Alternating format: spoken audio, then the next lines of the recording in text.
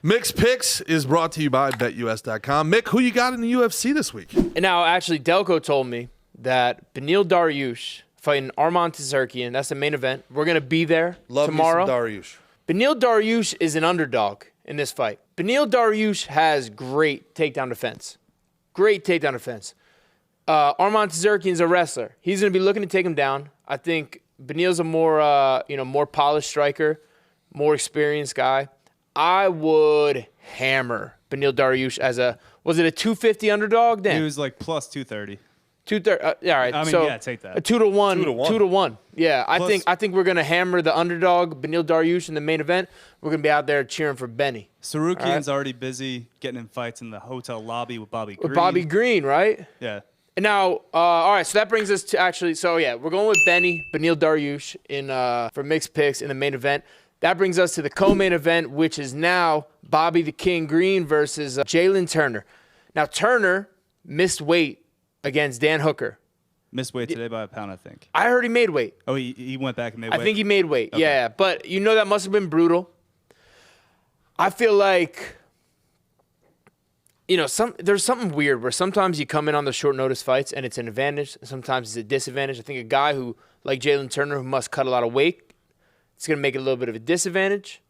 I think Bobby Green is must-see TV, but I'm going with Jalen Turner. Ooh. That's my pick. What do you think? I mean, I like Jalen Turner until they interviewed him this week. And what happened? He was like, they kind of forced me into this. Is that what he said? Like, I didn't really want to take this fight, but here I am. Looks like I'm switching my mixed pick. No.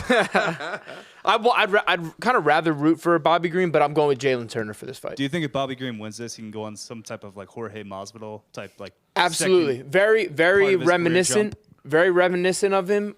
Submitted Tony Ferguson his last fight, and I know people are down on Tony, but submitting Tony Ferguson is not an easy thing to do. No, he knocked out Dawson his last fight.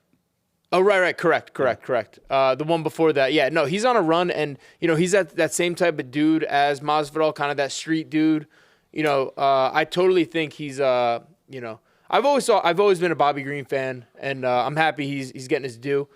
If he wins, I won't be that mad, but I'm picking Jalen Turner in this. Rob Font and Figgy making his debut at bantamweight. All right, Font's my homie. I'm going with Rob Font. I love Rob Font's jab. Figgy's a stud. I'm going with Rob Font. They're both older, though. Yeah. Figgy's actually younger than Rob Font. People forget What are their ages? Rob Font is 36.